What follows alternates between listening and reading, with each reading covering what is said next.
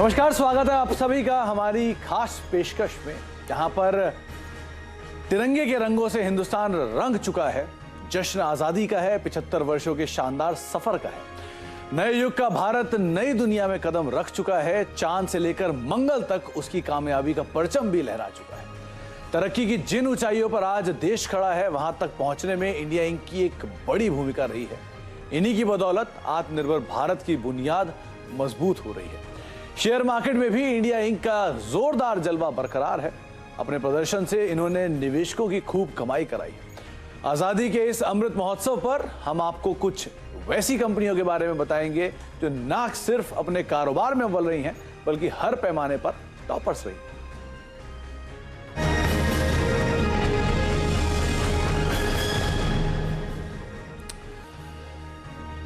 तो हमारी खास पेशकश, क्योंकि 75 साल पूरे हुए हैं और 75 साल के इस सफर में भारतीय अर्थव्यवस्था ने तो रफ्तार पकड़ी है, भारतीय शेयर बाजारों ने भी एक जोरदार तेजी पकड़ी है।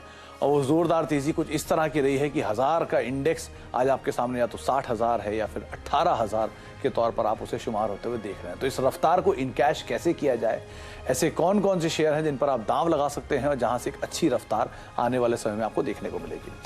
तो पहले शेयर बाजार के सफर को देख लेते हैं, किस तरह से सफर तय हुआ है, चाहे वो इंडेक्स को लेकर हो, निफ्टी को लेकर हो या फिर सेंसेक्स को लेकर हो। तो आपके स्क्रीन पर वो नंबर्स आएंगे एक करके, जहां पर बढ़िया ग्रोथ हमने देखी है इंडेक्स के तौर पे, निफ्टी के तौर पर। ये निफ्टी का सफर है, जहां पर अप्रैल 1996 में निफ्टी 1000 के आसपास होता था, फिर 2007 तक पहुंचे हुए 5000, 2017 तक 10,000, 21 तक 15,000 और 2021 अक्टूबर में निफ्टी ने अपना ऑल टाइम हाई बनाया। वो ऐतिहासिक महीना 18,604 का वो आंकड़ा जो कि निफ्टी ने छुआ। इसी तरह का एक माइलस्टोन आपको सेंसेक्स में भी दिखाई पड़ेगा। उसकी जर्नी थोड़ी और लंबी है, थोड़ी और रोचक रही है। 1990 में 1000, 2006 तक आते आते 10,000, 2007 तक 20,000, 2015 तक 30,000, 2019 तक 40,000, 2021 तक 50,000, 21 में ही 60,000 और 21 में ही 62,245 का वो ऐतिहासिक आंकड़ा जो कि सेंसेक्स ने छुआ है। तो एक बड़ी जर्नी, जहां पे पहला हाफ थोड़ा स्लो जरूर था, लेकिन सेकंड हाफ से रफ्तार कहीं ज्यादा बढ़ते हुए दिखाई पड़ी है। तो इस तरह की जर्नी भारतीय अर्थव्यवस्था ने तय की है। अच्छा, इस तरह की जर्नी दिखाई है, तो इस तरह की जर्नी को हम कैसे इनकैश कर सकते हैं। तो हमने आज इस कार्यक्रम की थीम रखी, क्योंकि 75 साल पूरे हुए हैं और 75 साल पूरे होने में के साथ साथ अगर आप जोड़ेंगे तो हर क्लास में जो कोई भी स्टूडेंट 75 नंबर से ज्यादा पाता है तो बेहतर स्कोरर ही माना जाता है, एक ब्राइट स्टूडेंट ही माना जाता है। हमने हर कंपनी को 4 पैरामीटर में बांट दिया है, जो 4 पैरामीटर सबसे अव्वल पैरामीटर होते हैं किसी भी स्टॉक के चुनाव के लिए। वो पैरामीटर आपकी स्क्रीन पर है: प्रमोटर, बिजनेस, फाइनेंशियल्स और वैल्यूएशन। तो ये 4 पैरामीटर पे जो भी स्टॉक 75% से ऊपर स्कोर करेगा, हम उसको इस पोर्टफोलियो का हिस्सा बनाएंगे, और अगर स्कोर नहीं करता है तो हम उसको इस पोर्टफोलियो का हिस्सा नहीं बनाएंगे। अच्छा, तो अब वो स्टॉक्स कौन चुनेगा? तो भैया, जब टॉपर की बात हो रही है तो टॉपर हमारे इन हाउस भी रहेंगे ही, हमारे पास टॉपर गेस्ट भी हैं, और वो सभी टॉपर जो अपने अपने क्षेत्र के दिग्गज जानकार के तौर पर शुमार हैं। प्रकाश दीवान सर हमारे साथ मौजूद होंगे, उनसे हम बातचीत करेंगे, उनसे उनकी सूची समझेंगे। गौरांग सर हमारे साथ मौजूद होंगे, उनसे हम बातचीत करेंगे, और साथ साथ पार्थिव सर भी हमारे साथ मौजूद हैं, उनसे भी हम बातचीत करेंगे उनकी टॉप पोजीशंस के बारे में या फिर टॉप स्टॉक्स के बारे में। प्रकाश सर, ये हमारा तो 75 कभी आया नहीं, आपका तो हमेशा ऊपर ही रहा होगा उसके। देखिए, जरूरी ये है कि 75 अब लाना है, मतलब अभी नहीं आया तो भी मौका तो है। अगर हमारे देश ने इतना बढ़िया प्रदर्शन किया है पिछले 75 साल में, तो कोई कारण नहीं है हम लोग सब लोग कोशिश करके 75 के ऊपर डिस्टिंक्शन ना ला पाए। तो मेरे हिसाब से तो इससे अच्छा मौका और हो ही नहीं सकता था। देश ने करा है तो अब बाकी के देशवासियों को भी करना जरूरी हो जाएगा। अच्छा, मतलब गौरांग सर के लिए बाकी का मैं सर्टेन हूं या नहीं हूं, एक चीज के लिए जरूर सर्टेन हूं कि हिंदी में इनके 75 क्या 175 आए होंगे। हाँ गौरांग सर? धन्यवाद सुमित। हाँ बिल्कुल, अंग्रेजी में हम थोड़े कमजोर थे, लेकिन हाँ, राष्ट्रीय भाषा में हमने सबसे ज्यादा अंक हासिल किए थे, और न तो सिर्फ हिंदी में लेकिन मराठी में भी हम काफी कुछ अच्छा प्रदर्शन करते थे। मतलब कम लोग ये बात जानते, लेकिन गौरांग सर बहुत सारी भाषाएं जानती है, गुजराती, मराठी, हिंदी, इंग्लिश, अलग अलग चैनलों पे आपको दिखाई पड़ेंगे गौरांग सर। अच्छा पार्थिव, क्या लगता है कंपनियां फिट बैठेंगी 75 से ऊपर स्कोर लाने में? देखिए, वॉरेन बफे जी का तो यही कहना है कि शेयर मार्केट में अच्छी कमाई करने के लिए आपको बहुत ज्यादा आईक्यू की जरूरत नहीं है। और पीटर लिंच साहब तो यही कहते हैं कि कभी-कभी दिमाग से ज्यादा गट, कितना बड़ा स्टमक है, वो भी बहुत इंपॉर्टेंट करता है in terms of making money in the stock market. तो मैं तो मेरा अगर स्कूल करियर और कॉलेज करियर की बात करूं तो 75, मतलब लकी होता अगर मतलब 75 का ऑन एन एवरेज में अगर अचीव करता लेवल, लेकिन इतना अच्छा पढ़ाई में नहीं था, लेकिन फिर पटरी पे आ गई गाड़ी। तो डेफिनेटली आई थिंक बहुत अच्छा आपने ये कॉन्सेप्ट किया है, जहाँ पे इन टर्म्स ऑफ पैरामीटर्स, जो 4 पैरामीटर्स है, प्रमोटर का क्या स्कोर देना चाहिए, बिजनेस की क्वालिटी का क्या स्कोर देना चाहिए, फाइनेंशियल्स का क्या स्कोर और वैल्यूएशंस का स्कोर। आई थिंक ये it's a fantastic concept and look forward to do it. चलिए, तो क्लास के टॉपर की स्क्रीन पर आप वो देख ही रहे हैं किस तरह से क्लास के टॉपर तय होते हैं, जिसमें प्रमोटर, बिजनेस, फाइनेंशियल्स और वैल्यूएशन सब अगर 75 से उसके ऊपर स्कोर आएगा तो उसको हम क्लास का टॉपर मान लेंगे। शुरुआत करते हैं प्रकाश सर के साथ। डिकेड्स ऑफ एक्सपीरियंस के साथ प्रकाश सर हमारे साथ मौजूद है, रादर तीनों ही गेस्ट मौजूद हैं। तो प्रकाश सर, पहला जो आपका स्टॉक रहेगा वो कौन सा रहेगा और कितना कितना स्कोर आप देंगे इन चारों पैरामीटर पे उन्हें?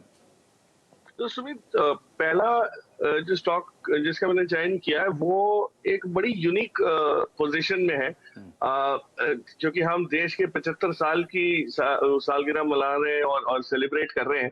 तो मैंने भी देश में जो अच्छी चीजें की है सरकार की तरफ से उसमें से चुनने की कोशिश की। पहली कंपनी का नाम है रेलटेल। सॉरी, नाम तो हमने सबने सुना है। कुछ समय पहले इसका जब आईपीओ आया, डाइल्यूशन किया गवर्नमेंट ऑफ इंडिया ने, उसके बाद से ये पब्लिक स्पेस में अवेलेबल रहा है। और इससे पहले आज तक इस कंपनी के बिजनेस के बारे में इतनी करीबी जानकारी किसी को नहीं थी। अब देखेंगे आप तो इसमें मजे की बात यह है कि इसमें जो बिजनेस है उसको जो प्रमोटर्स हैं सरकारी है, तो कोई उसमें वो नहीं है, गवर्नमेंट ऑफ इंडिया के साथ आपको कोई डाउट नहीं है। तो 90% के पूरे आंकड़े जो होते हैं वो मतलब जो अंक है वो मैंने दिए हैं। जो बिजनेस है वो इतना यूनिक है कि जितने भी हिंदुस्तान के रेलवे स्टेशन है वहां पे जो केबलिंग की हुई है, जो नेटवर्क किया हुआ है, वो भी इनका है। तो उस लिहाज से भी मैंने उसको 90 का अंक दिया। फाइनेंशियल्स थोड़े से अभी हो सकते हैं थोड़े से नरम, इसलिए है कि कंपनी मैच्योरिटी की तरफ जा रही है, काफी इन्वेस्टमेंट्स किए हुए हैं, तो वो वहां पे एक 20 अंक की गुंजाइश है 100% होने में, बट 80% वहां भी है। और last is financials, sorry valuations, जिसके लिहाज से मुझे लगता है ये बहुत खरा उतरता है, क्योंकि आज 3000 करोड़ में आपको सारी कंपनी मिल रही है। और जो 60,000 किलोमीटर की केबलिंग की अगर आप लागत देखेंगे तो वो इससे कहीं ज्यादा है। तो ये बिजनेस ना कोई सेट कर सकता है। तो रिप्लेसमेंट कॉस्ट बेसिस पे, जिसको हम कहते हैं अंग्रेजी में, ये वैल्यूएशन के तौर पे भी बहुत ही आपको उम्दा लेवल पे मिल रहा है, इसलिए उसको मैंने 85 अंक का आकलन किया है। तो रेलटेल पहला नाम है और वो प्लेट लेके आइए डायरेक्टर साहब, जिस पर अभी स्कोरिंग हम देख रहे थे। 90% का स्कोर दिया है प्रमोटर में, ऑब्वियसली बात है, सरकारी कंपनी है, भारतीय सरकार इसमें प्रमोटर है। बिजनेस में 90% का एक पैरामीटर, और उसके अलावा फाइनेंशियल्स को लेकर और वैल्यूएशंस को लेकर 80 से 85% का जो एक पैरामीटर है वो प्रकाश सर ने दिया है। तो पहला नाम रेलटेल है और स्कोरिंग के हिसाब से ये टॉपर की कैटेगरी के अंदर फिलहाल फिट बैठता है। अच्छा गौरांग सर, आपकी तरफ से पहला नाम कौन सा रहेगा और कौन सा, क्या पैरामीटर्स आपने उसे दिए? तो सुमित, सबसे पहले तो आजादी के 75 साल पूरे होने पर और अमृत महोत्सव पर हम भारत के और हिंदुस्तान के सभी देशवासियों को हमारी कंपनी जियोजित फाइनेंशियल सर्विसेज और हमारे तरफ से ढेर सारी शुभकामनाएं देंगे और यशस्वी हम सब हो और भारत देश आगे बढ़े और ऊपर के सबसे 3 नामों में सर्वोच्च स्तर पर भारत का, हिंदुस्तान का नाम आए। इसी विश्वास के साथ हम आगे बढ़े और योगदान दे देश की तरफ। तो मैं सबसे पहले तो ये बताना चाहूँगा कि जो 3 कंपनियों का हमने आकलन किया है, ये 4 जो धाराएं आपने बताई हैं, मालकाना हक यानी कि प्रमोटर, कारोबार यानी कि बिजनेस, वित्तीय परिस्थिति यानी कि फाइनेंशियल्स और मूल्यांकन यानी कि वैल्यूएशन, ये चारों पर हमने तीनों को एक ही अंक में मापा है। यानी कि प्रमोटर पर हमने 100 में से 100 दिए हैं, कारोबार को लेकर के 100 में से 80 अंक दिए हैं, वित्तीय परिस्थिति फाइनेंशियल पर भी हमने 100 में से 80 अंक दिए हैं और मूल्यांकन वैल्यूएशन पर भी आप देखने जाए तो हमने 100 में से 80 अंक दिए हैं। तो सबसे पहली कंपनी जो होगी वो है केमिकल, स्पेशलिटी केमिकल्स से क्षेत्र से जुड़ी हुई कंपनी, जिसके तिमाही के नतीजे अभी हाल फिलहाल आए थे। बहुत ही शानदार नतीजे थे, हमारे उम्मीद के काफी ऊपर आए थे। नाम है टाटा केमिकल्स लिमिटेड। तीसरी सबसे बड़ी सोडा ऐश बनाने वाली कंपनियां हैं, और इनके जो उत्पादन क्षमता है वो 13 जगहों पर पूरे देश में और विश्व भर में फैले हुए हैं। और जो एक चाइना प्लस वन पॉलिसी का सकारात्मक असर जो हम देखने वाले हैं आने वाले समय में, वो भारत में स्थापित स्पेशलिटी और एग्रोकेमिकल्स को मिलेगा। तो हमने सर्वोच्चम कंपनी जो चुनी है इन सभी मापदंड पर, वो है टाटा केमिकल्स। टाटा केमिकल वो पहला नाम है जिसमें प्रमोटर लेकर 100 का जो स्कोर है वो गौरांग सर ने दिया है, और बिजनेस के फ्रंट पर करीब करीब 80 का स्कोर, फाइनेंशियल्स के फ्रंट पर 80 का स्कोर, और वैल्यूएशंस के फ्रंट पर 80 का स्कोर। ऑब्वियस ही बात है, प्रमोटर को लेकर यहाँ क्रेडिबिलिटी पे कोई सवाल नहीं है, और बाकी कारोबार अब जानते हैं कितनी पुराना इतिहास और किस तरह कंपनी का कामकाज है। पार्थिव सर, आपका नंबर पहला कौन सा स्टॉक होगा, और दूसरा आपने क्या स्कोरिंग दी उनको? मेरा पहला स्टॉक जो है वो HDFC बैंक रहेगा। तो HDFC बैंक के अंदर जो प्रमोटर का स्कोर है उसमें मैंने 85 मार्क्स दिए, और the reason why not 90 95 because जब मिस्टर आदित्य पुरी थे तो डेफिनेटली 100 मार्क्स भी देता तो भी शायद कम होते, लेकिन अभी हम जानते हैं कि मैनेजमेंट में ट्रांजिशन हुआ है, रिलेटिवली नए मैनेजमेंट एट द हेल्म है on the top, no doubt he is from the insider, but उनका एग्जीक्यूशन कैसे रहता है आगे ही देखेंगे। लेकिन 85% बिकॉज इनकी जो कोर टीम है जो मिस्टर आदित्य पुरी के टाइम से बनी हुई है, वेदर वो क्रेडिट साइड हो, वेदर वो सेल्स साइड हो, बिजनेस डेवलपमेंट साइड हो, मार्केटिंग साइड हो, डिजिटल साइड हो, वो आई थिंक बहुत ही स्ट्रॉन्ग और दमदार है। तो ये पैरामीटर पे हमें ऐसा मानना है कि this is the core base of this company जो ये बैंक को आगे जाते न्यूअर हाइट्स पे ले जाएगी। दूसरा बिजनेस की बात करो तो बिजनेस के अंदर 90% ने मार्क्स दिए, एंड द रीजन बीइंग कि हम जानते हैं कि पिछले इतने सारे सालों से ये जो बैंक है उसने कभी भी कोई बड़ा एनपीए के अंदर कोई बड़ा एक्सीडेंट नहीं दिखाया, वेदर वो कॉर्पोरेट लेंडिंग साइड हो, होलसेल लेंडिंग साइड हो, रिटेल लेंडिंग साइड हो, उन्होंने कभी भी उनकी जो एसेट की क्वालिटी है उसकी जो मर्यादा है वो कभी भी पिछले और कोई भी बैंक से अगर हम कंपेयर करें तो they have had a very very stable performance. और क्रेडिट कॉस्ट भी एक पैरामीटर के हिसाब से अगर हम देखें तो बहुत ही शानदार तरीके से उन्होंने ये क्वालिटी मेंटेन की है। आरओई हो, आरओए हो, तो हर एक पैरामीटर पे ये बैंक बहुत ही अच्छा कर रही है, और हमारा ऐसा मानना है कि आगे जाते जैसे HDFC लिमिटेड के साथ इसका मर्जर होता है जो होने में करीबन 2 साल जितना लग जाएंगे, तो आई थिंक ये लोग डिजिटल पे भी ज्यादा फोकस करेंगे और एक बहुत बड़ा बैंकिंग पावर हाउस बनने जा रहा है। तो ये भी एक रीजन है कि जहाँ पे मुझे लग रहा है कि बिजनेस विल चेंज मल्टीफोल्ड, जो शेयर होल्डर्स के लिए बहुत अच्छा रहेगा। फाइनेंशियल्स की बात करें तो मैंने काफी पैरामीटर्स पे बताया कि हमने यहाँ पे इसको 95% मार्क्स दिए, एंड द रीजन बीइंग कि इसकी जो बैलेंस शीट की क्वालिटी है वन ऑफ द बेस्ट है, इसकी जो बुक वैल्यू है हमेशा मार्केट में ट्रस्टेड रहती है, कभी भी यहाँ पे कोई एक्सीडेंट्स हमने सुने नहीं है in terms of asset quality. तो फाइनेंशियल फ्रंट ऊपर पे डेफिनेटली बहुत अच्छा कर रही है। लास्ट में वैल्यूएशंस यहाँ पे 85 में मार्क्स दे रहा हूँ। पिछले 3 साल में करीबन ये बैंक ने इतना खास परफॉर्मेंस या आउट परफॉर्मेंस नहीं किया। वन रीजन बीइंग कि एफआई का सेलिंग काफी हावी रहा है, लेकिन यहाँ पे एट 630 बुक वैल्यू जो ये बैंक की है, यहाँ पे ये 2.3 प्राइस टू बुक पे मल्टीपल पे अवेलेबल है। तो ये मेरे हिसाब से बहुत ही अट्रैक्टिव है, बिकॉज हिस्टोरिकली ये 3 के ऊपर के प्राइस टू बुक मल्टीपल पे ये बैंक रहती है। तो वैल्यूएशंस भी बहुत अट्रैक्टिव है, और आने वाले समय में मेरा ऐसा मानना है कि ये बैंक इन्वेस्टर्स के लिए बहुत अच्छा परफॉर्मेंस दे सकता है। इनफैक्ट ये बात तो सही कही, किसी भी तरह का एनपीए एक्सीडेंट पिछले कई सालों में इस बैंक के साथ नहीं सुना गया, तो उस हिसाब से आप इसे देखिए। और ये पैरामीटर आपके समक्ष रख दिए गए हैं, प्रमोटर, बिजनेस, फाइनेंशियल वैल्यूएशन, और पार्थिव का मानना है कि ऑन एवरेज 85 से 90 के बीच में ये सारे पैरामीटर्स पे सेट बैठता है। अच्छा प्रकाश सर, दूसरा नाम आपकी तरफ से। सुमित, दूसरा नाम जो है वो भी एक गवर्नमेंट ओन्ड कंपनी हुआ करती थी, अब ऑफ कोर्स प्राइवेटली हेल्ड है, उसका नाम है SBI। अब इसमें मैंने पिछली बार की तरह और जो प्रमोटर्स का जो रैंकिंग है या जो वहां पे मार्क्स दिए हैं वो थोड़े ज्यादा है। उसका रीजन है कि इसका जो मिक्स है, ना सिर्फ गवर्नमेंट ओनरशिप पहले हुआ करती थी, आज भी थोड़ी बहुत जो है, लेकिन जो बाकी के जो इंस्टीट्यूशनल ओनरशिप की जो गठन हुआ है उससे इसकी और जो रिचनेस है ओनरशिप की वो बढ़ जाती है। तो प्रमोटर्स में ये बहुत हाई स्कोर करेगा। बिजनेस हम सभी जानते हैं, और इसमें सबसे बढ़िया जो बिजनेस मुझे लगता है वो आज जो आपके पास अवेलेबल है अपॉर्चुनिटी, वो है इसकी योनो की। मतलब योनो की सिर्फ वैल्यूएशन आप करें तो कहीं ना कहीं ये 6 से 7 बिलियन डॉलर्स की वैल्यूएशन आ सकती है। और एक एक ऑप्शनैलिटी जिसको हम कहते हैं कि भाई एक बड़ा ट्रिगर इसमें जोड़ सकता है।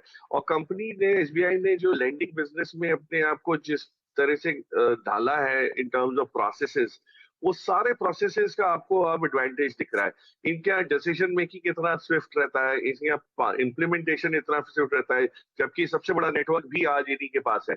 तो पीएसयू में अगर कोई बैंक में रिवाइवल आप देख रहे हैं कि छोटी छोटी बैंक्स में भी इंप्रूवमेंट दिख रहा है, तो आप सोच सकते हैं कि एसबीआई में किस प्रकार का रहेगा। और ऑफकोर्स सब्सिडरीज जो इनकी है, जिनका इनका जो निवेश बाकी चीजों में है, उसका भी इसमें शेयर में प्राइस में बहुत इसका इम्पैक्ट दिख सकता है। सो एसबीआई है। तो ये हो गया आपका बिजनेस मॉडल। और सेकेंडली जो फाइनेंशियल्स देखें तो आज फाइनेंशियल्स में जो इम्प्रूवमेंट हमने देखा है वो जारी है। ये 80 मार्च का लेके मैं नहीं समझता कि अगले 1-2 साल में ये 90, 95, 100 की तरफ नहीं झुक सकता। तो जो इम्प्रूवमेंट आपने देखा है फाइनेंशियल्स में, बैलेंस शीट इम्प्रूवमेंट जो देखा है वो जारी रहेगा। और वैल्यूएशन इसलिए कि महंगा लगता है क्योंकि हमने इसको 300 का भाव भी कुछ समय पहले देखा था, आज से 550 पे महंगा लगता है, लेकिन अभी भी प्राइस टू बुक देखें या प्राइस टू एडजस्टेड बुक देखें तो वैल्यूएशंस जो है वो अभी भी नरम है। और सबसे बड़ी चीज ये है कि एसबीआई को जब भी पैसे जुटाने होते हैं तो इनके लिए कोई बड़ी बात नहीं होती, absolutely at the most optimal cost, मतलब कि कम से कम लागत पे ये अपना जो लेंडिंग के लिए बुक बढ़ाने के लिए कासा के रूप में करें या दूसरी बोरोइंग करें होलसेल मार्केट से, वो सब इनके लिए बहुत फायदे रूप रहती है। तो जो स्प्रेड्स हैं वो आपको कायम रह सकते हैं। मुझे मुझे मुझे ये यकीन है कि अगर हमारा देश 75 साल में उस पे कगार में पहुंचा है कि हम एक विश्व उसके रूप में उभर रहे हैं, SBI will probably lead that charge from the banking space. तो स्टेट बैंक ऑफ इंडिया देश का सबसे बड़ा बैंक, सरकारी बैंक, जिसके ऊपर आप दांव लगा सकते हैं। वैल्यूएशंस भले 80 हैं, लेकिन कहीं अगर नीचे आता है तो वैल्यूएशन का आंकड़ा और बेटर साइड पे मूव करता हुआ दिखाई पड़ सकता है, तो उस हिसाब से नजर रखेंगे। इंडिया इंक एट 75 डिस्टिंक्शन वाले स्टॉक, यानी कि वो स्टॉक्स जिनका एवरेज स्कोर 75 से ऊपर आ रहा है, उन स्टॉक्स के ऊपर आप कैसे दांव लगा सकते हैं। 3 जानकार हमारे साथ मौजूद हैं। प्रकाश दीवान है, गौरांग शाह हैं, पार्थिव हैं। इन तीनों से हम बातचीत कर रहे हैं और उनके इंडिविजुअल स्टॉक्स पे चर्चा कर रहे हैं। 4 स्टॉक्स पे हम बातचीत कर चुके हैं और 2 स्टॉक्स के ऊपर चर्चा करते हैं। आप गौरांग से पहले चर्चा करेंगे। गौरांग, आपकी तरफ से जो दूसरा नाम है वो कौन सा होगा? तो दूसरा नाम पर जाने से पहले अभी कुछ सिलसिला चला था, विदेशी संस्थागत निवेशकों की तरफ से काफी बिकवाली हुई थी, काफी हल्ला बुल्ला हो गया था। हमारे यहाँ पर भी काफी नीचे की तरफ के दायरे देखे थे सुमित, और लोग मुझे एक प्रश्न पूछ रहे थे कि गौरांग क्या परिस्थिति होगी। तो मैंने सब लोगों को एक ही जवाब दिया था तभी और आने वाले समय में भी, you can hate India but you can not ignore India. यानी कि आप हिंदुस्तान से, भारत से नफरत कर सकते हो लेकिन नजरअंदाज कभी नहीं कर सकते हो। और यही सोच और विचार के आधार पर अभी जो वित्तीय क्षेत्र की बात हुई थी उसको सामने रखते हुए हमने भी आईसीआईसीआई बैंक को चुना है, एक दिग्गज निजी क्षेत्र की बैंक, निरंतर नतीजों में सुधार, और अभी अभी जो आंकड़े हमने देखे हैं उससे हमें आकलन लगा सकते हैं कि आने वाले जो नतीजे होंगे वो यहाँ से और भी बेहतर होंगे। तो दूसरा विकल्प जो होगा वो आईसीआईसीआई बैंक होगा। तो आईसीआईसीआई बैंक देश का सबसे बड़ा निजी बैंक आपकी स्क्रीन पर, जहां पर अलग अलग पैरामीटर्स आप देख रहे हैं। प्रमोटर के हिसाब से गौरांग शुरू से ही कह रहे हैं कि उन्होंने 100% प्रमोटर होल्डिंग वाली कंपनियों को, या जिसमें 100% वो स्कोर रखते हैं, वो 100 का स्कोर देने वाली कंपनियों को ही शामिल किया है। बिजनेस में 80, फाइनेंशियल्स में 80 और वैल्यूएशन में 80, ये उनका एक फिक्स पैरामीटर है जिसमें उन्होंने आईसीआईसीआई बैंक को शामिल किया है। तो उनकी तरफ से दूसरा नाम है। पार्थिव, आपकी तरफ से तीसरा नाम? देखिए, जो मेरा स्टॉक है वो महिंद्रा एंड महिंद्रा है, और हम जानते हैं कि आजादी के अमृत महोत्सव में आत्मनिर्भर भारत होने की बहुत जरूरत है। और हम ये चीज एक्सपीरियंस कर रहे हैं कि जो डोमेस्टिक ब्रांड्स है जैसे कि टाटा मोटर्स है, महिंद्रा है, बहुत ही एक्साइटिंग प्रोडक्ट लॉन्चेस अभी कर रहे हैं और आगे जाते भी करने वाले हैं, जिसकी वजह से अच्छा मार्केट शेयर वो लोग गार्नर कर रहे हैं। अभी महिंद्रा के अंदर मैं प्रमोटर की क्वालिटी की बात करूँ तो I would give 85% marks.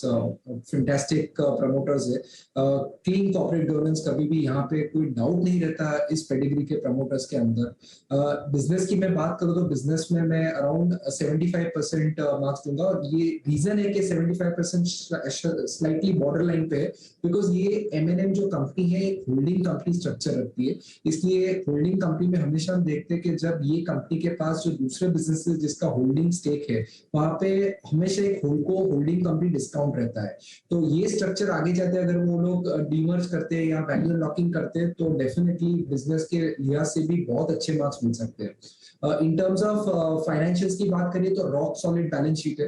Company को कभी भी पास्ट में डेट का इश्यूज नहीं हुआ है, डिस्पाइट द फैक्ट कि सैंगयोन जो उन्होंने एक्विजिशन किया था साउथ कोरियन कंपनी में, तो वहां पे ऐसा लग रहा था कि शायद उसके वजह से बैलेंस शीट प्रॉब्लम में हो, लेकिन डोमेस्टिक बिजनेस बहुत अच्छा कैश फ्लो जनरेटिंग बिजनेस है और सब्सिडरीज भी बहुत अच्छा करती है, तो जिसकी वजह से फाइनेंशियल्स पे 80% मार्क्स देंगे। वैल्यूएशंस की मैं बात करूं तो बहुत ही अट्रैक्टिव वैल्यूएशंस पे ये स्टॉक अवेलेबल है। अगर मैं कोर बिजनेस की बात करूं जहां पे यूटिलिटी व्हीकल्स जो है या तो फिर फार्म इक्विपमेंट सेगमेंट है, यहाँ पे बिजनेस मोमेंटम बहुत ही स्ट्रांग है, अच्छे मार्जिन से कंपनी रिकवर हो रही है, और जैसे जैसे वॉल्यूम्स बढ़ रहे हैं हम देख रहे हैं कि ऑपरेटिंग लेवरेज का भी फायदा ये कंपनी को हो रहा है। नई स्कॉर्पियो जो है वहां पे हमने ऑलरेडी ब्रेकिंग न्यूज देखी कि ऑलमोस्ट 18,000 करोड़ के ऑर्डर बुक मिले हैं, और आगे जाते उनके जो दूसरे भी लॉन्चेस है 15 अगस्त को ये लोग जो ईवी व्हीकल की पाइपलाइन है वो भी डिस्प्ले करने वाले यूके में। तो बहुत ही एक्साइटमेंट है लॉन्चेस के लिहाज से इन टर्म्स ऑफ M&M, तो यहाँ पे हम लोग काफी बुलिश है और अच्छा रिटर्न शेयर होल्डर्स के लिए कमा सकता है ये कंपनी। 1945 में महिंद्रा एंड मोहम्मद के नाम से शुरुआत हुई इस कंपनी की, फिर महिंद्रा एंड महिंद्रा बनी और आज आपके सामने टू व्हीलर से लेकर commercial vehicle, heavy commercial vehicle तक बनाने वाली है कंपनी। प्रमोटर 85, बिजनेस 75, फाइनेंशियल्स 80 और वैल्यूएशन पर 85 का बेंचमार्क है। वैल्यूएशन का बेंचमार्क जैसे जैसे स्टॉक नीचे आएगा वैसे वैसे और सुधरता हुआ दिखाई पड़ेगा। अच्छा गौरांग सर, ये एक सवाल था मेरा, आपने कभी कॉपी वॉपी तो चेक नहीं करी ना? क्योंकि जिस तरह का आप स्कोर देते हो किसी बच्चे की जैकपॉट लग जाएगी, 100, 85, 90, 95।